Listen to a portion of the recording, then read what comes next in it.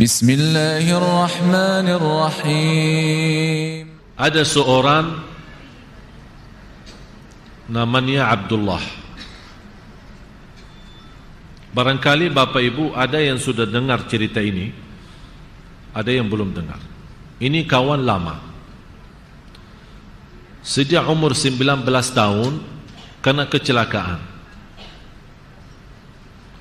Dan biasa kalau umrah, jamaah yang berangkat sama saya kemarin umrah, waktu kita di Madinah, saya bawa mereka silaturrahim kepada si Abdullah itu, agar mereka bisa lihat langsung. Dari umur 19 tahun, sekarang umur sudah 20 tahun dalam kondisi stroke total, tidak bisa bergerak sama sekali. Kadang-kadang kita lihat ada orang stroke tapi masih bisa duduk. Betul ya? Kalau si Abdullah ini tidak bisa duduk. Jadi dibuatkan roda khusus, dipasang roda khusus yang macam harus dia berbaring ya, berbaring, dia tidak bisa duduk. Yang hanya bisa bergerak dari yang dia punya adalah lidahnya saja. Sudah Bapak Ibu dalam kondisi dari umur 19 tahun, dalam kondisi ini sudah 20 tahun. Pernah saya bertanya sama beliau, inilah yang Bapak Ibu yang mengikatkan cerita ini dengan doa yang tadi, Allahumma a'inni ala dzikrika, kita mohon pertolongan Allah. Saya bilang, Abdullah, kalau masih ada kesempatan kamu berharap sama Allah, kira-kira kamu harap apa? Dia ucapkan, saya harap 3 hal. Mohon Bapak Ibu kasih perhatian, dengar baik dan hadirkan qalbunya, dan dengar apa yang diharapkan oleh si Abdullah ini. Yang pertama, dia harap kembali normal dan sehat, walaupun 1 jam, agar bisa menikmati sujud.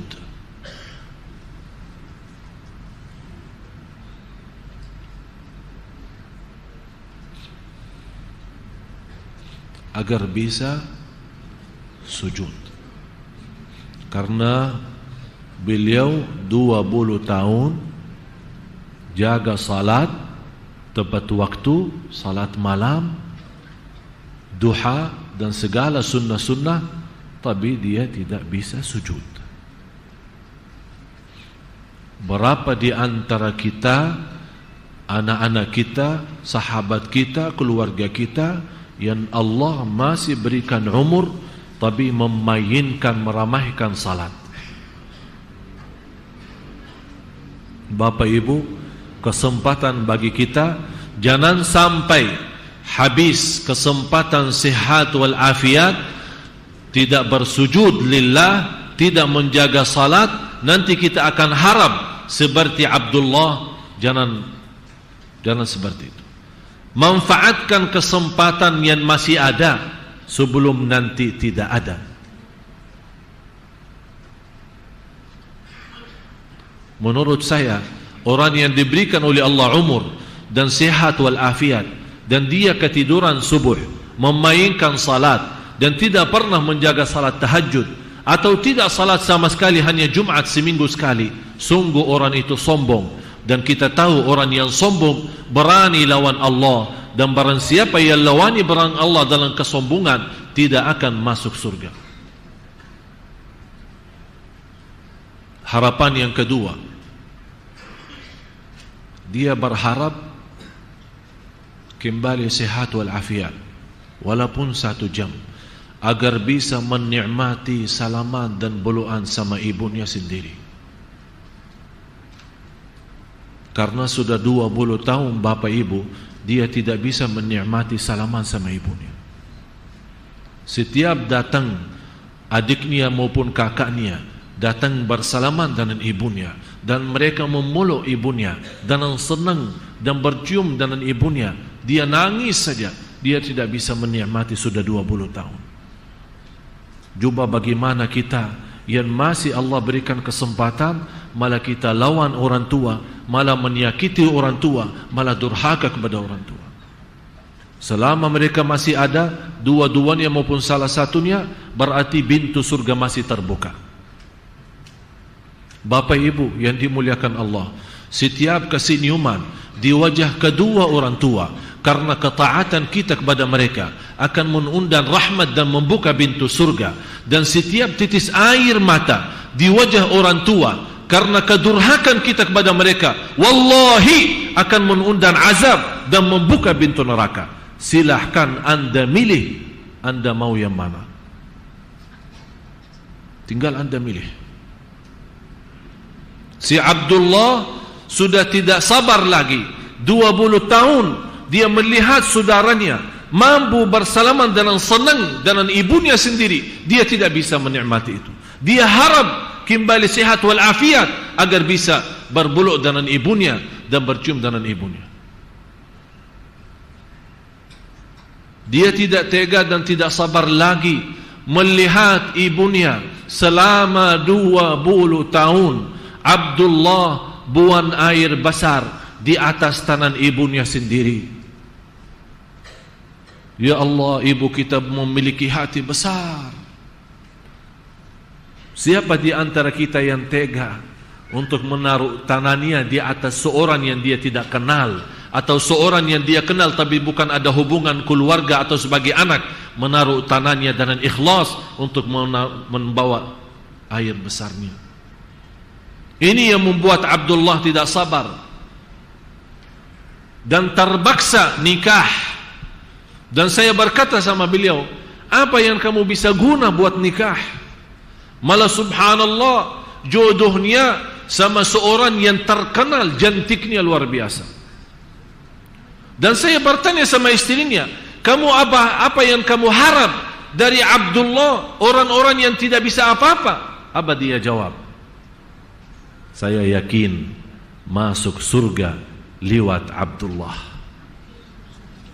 Kata seorang istri yang luar biasa, cantiknya masih muda, tapi dia tahu suaminya tidak bisa apa-apa, dan suaminya memaksa diri untuk menikah walaupun tidak mampu apa-apa, karena dia sudah tidak tega untuk membuang air besar di atas tangan ibunya.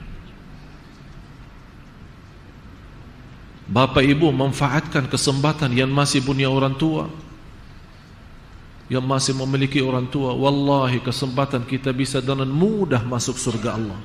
Segala ibadah kita diterima kalau orang tua kita ridha dan senang. Berusaha. Yang punya orang tua tapi jauh tempatnya, bukan di Jakarta, dan kita pindah ke Jakarta, jangan lewat satu hari belum angkat telefon mendengar suara mereka dan berkata-kata yang manis yang menenangkan hati mereka, karena sungguh apa yang kita berbuat terhadap mereka dengan ucapan yang baik yang membuat orang tua senang, membuat orang tua senyum, Allah sendiri akan senang. Dan kalau Allah sudah senang, jangan khawatir apa-apa, semuanya akan Allah membina dan memimpin kita dalam segala urusan. Tapi sebaliknya, kalau kita orang yang durhaka, malah menyakiti perasaan mereka, segala ibadah kita, termasuk haji dan umrah, termasuk baca Quran, termasuk puasa dan sedekah, tidak ada gunanya dan artinya di sisi Allah, karena mereka orang tua belum ridha. Harapan yang ketiga, beliau ingin kembali sehat walafiat agar bisa memegang kitabullah dan membolak-balik dengan tangannya.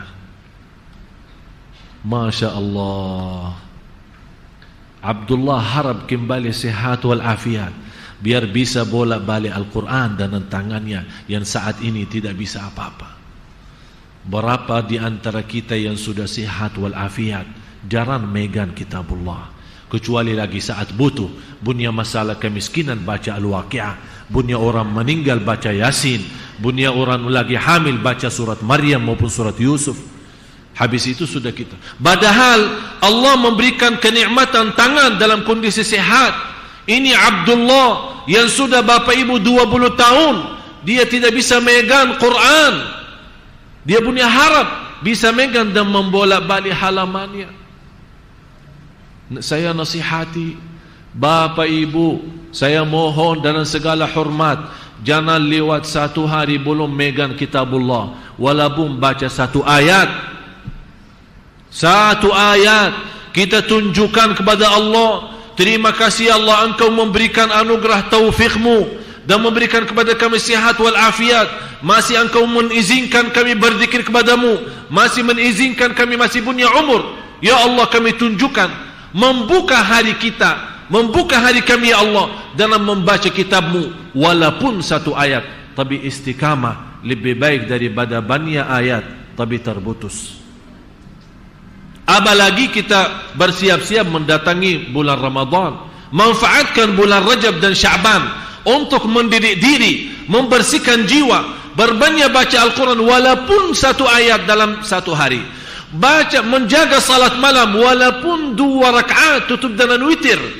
Dan salat malam bapa ibu, indahnya salat malam dimulai dari habis Isya sampai subuh. Jadi tidak ada waktu yang terbatas. Kenapa? Karena Allah Maha tahu. Ada di antaranya yang suka malam terakhir atau di akhir malam dia bangun tapi ketiduran. Ada di antaranya yang barangkali sibuk, begitu pulang ke rumah ketiduran. Jadi Allah mengizinkan salat malam dari habis Isya sampai subuh. Jadi saya sarankan, kalau memang anda suka ketiduran, lebih baik begitu habis Isya ikuti dengan sunnah ba'diyah, lagi 2 rakaat, nawaitu salat malam, tutupi dengan witir, anda sudah ditertulis oleh malaikat sudah salat malam. Seandainya malam itu kita meninggal dunia, sudah menjadi ahli qiyamul lail. Masya Allah. Orang berfikir, oh tahajud lama, katanya tahajud harus tidur duluan, kalau anak tidur duluan ketiduran, subuh aja kesiangan, apa bermacam-macam. Dah usah pakai berniam alasan fikir. Salat malam boleh mulai habis Isya sampai subuh. Mau sebelum tidur boleh, mau sesudah bangun tidur boleh. Kalau tidak mampu salat malam sama sekali, jaga witirnya. Jaga witir, jaga witir. Sayyidina Umar bin Al-Khattab radhiyallahu an suka salat witir sebelum tidur. Ditanya oleh orang lain, kenapa wahai Amirul Mukminin kamu suka witir sebelum tidur? Kenapa tidak tunda saja nanti malam sebelum subuh? Kata beliau, saya witir duluan. Kalau seandainya saya meninggal dalam keadaan tidur, sudah menjadi ahli witir. Kalau bangun lagi, walaupun sudah witir, bangun lagi masih setengah jam, masih 1 jam sebelum azan subuh, silahkan salat berapapun yang anda mampu, dengan sederhana dan enak, tapi tidak ada witir lagi karena sudah witir duluan. Semoga Bapak Ibu, apa yang saya sampaikan bisa menjadi bahan bermanfaat bagi kita, bisa memberikan wawasan dan mensadarkan kita kembali. Bapak Ibu, saya tidak harap ada di antara kita menjadi Abdullah baru dia punya cita-cita dan keinginan. Padahal Bapak Ibu Abdullah ini yang sudah 20 tahun dalam kondisi itu, yang tidak bisa megang Al-Quran, sudah berhasil menghafal Al-Quran 30 juz. Kalau dia punya alasan di hadapan Allah, ya Allah saya tidak bisa megang Al-Quran, ya Allah saya tidak punya siapa-siapa yang membimbing saya untuk baca Al-Quran, masih kita punya alasan. Tapi bagaimana kita yang sehat wal afiat, kalau ditanya nanti di hari kiamat oleh Allah, kenapa bertahun-tahun kita diberikan kesempatan tapi kita tidak membaca walaupun satu ayat? Bapak Ibu, marilah kita buka halaman baru sama Allah, supaya insya Allah Rajab dan Sya'ban kita benar-benar memiliki persiapan masuk sekolah Ramadan. Dalam sekolah Ramadan kita insya Allah semua yang hadir mendapatkan ridha Allah dan dijauhkan oleh Allah dan dibebaskan dari neraka Jahannam. Itu ujung-ujungnya di bulan Ramadan, diselamatkan oleh Allah dari neraka Jahannam. Jangan kita orang begitu datang bulan puasa membaca Al-Quran hanya di bulan puasa, begitu habis bulan puasa kita taruh lagi di dalam lemari, insya-Allah ketemu bulan puasa yang akan datang. La haula wala quwwata illa billah. Siap jamaah sekalian? Jangan insya-Allah. Siap. Baru insya. Kalau bilang insya-Allah siap berarti belum siap. Insya-Allah. Terus gimana? Insya-Allah. Sudah faham? Insya-Allah. Kapan? Insya-Allah. Mulai insya-Allah. Jadi insya-Allah mulu dah akan terjadi. Tapi kata Allah, fa idza azamta fatawakkal 'ala Allah. Berazam dulu, siap dulu, ada kemauan dulu, baru minta tolong kepada Allah. Semoga Allah berikan kepada kita semua pertolongannya. Allahumma a'inna ala dzikrika wa syukrika wa husni ibadatik. Ya Allah, berilah kepada semua Bapak Ibu taufikmu agar senantiasa bisa istiqamah. Ya Allah, berilah kepada kami semua taufikmu agar bisa menahan hawa nafsu kami. Ya Allah, berilah kepada kami taufikmu agar senantiasa mendapatkan segala permohonan dan hajat kita diterima. Ya Allah, berilah kepada kami taufikmu agar senantiasa bisa membina keluarga kami dengan bahagia dan selamat. Ya Allah, berilah kepada kami taufikmu agar senantiasa mampu membaca Al-Quran seterus-terusnya. Ya Allah, berilah kepada kami taufikmu agar senantiasa menjaga ucapan kami. Ya Allah, berilah kepada kami taufikmu agar senantiasa menjadi hamba-Mu yang salih-salihah. Ya Allah, berilah kepada kami taufikmu agar senantiasa bermunajat hanya kepada Engkau ya Allah, memohon bertolong hanya kepada Engkau ya Allah. Karena dengan taufikmu ya Allah kami akan mendapatkan kebahagiaan. Dengan taufikmu ya Allah kami akan selamat. Dengan taufikmu ya Allah kami akan mendapatkan segala keberkahan. Dengan taufikmu ya Allah kami dapat segala ampunan. Dengan taufikmu ya Allah kami akan mendapatkan rahmatmu. Dengan taufikmu ya Allah kami akan mendapatkan surgamu. Dengan taufikmu ya Allah akan kami selamat dari neraka jahannam. Dengan taufikmu ya Allah kami akan mendapatkan husnul khatimah. Husnul khatimah, husnul khatimah. ربنا آتنا في الدنيا حسنة وفي الآخرة حسنة وقنا عذاب النار وصلى الله على سيدنا ونبينا محمد وعلى آله وصحبه وسلم والحمد لله رب العالمين. سبحانك اللهم وبحمدك أشهد أن لا إله إلا أنت أستغفرك وأتوب إليك والسلام عليكم ورحمة الله وبركاته.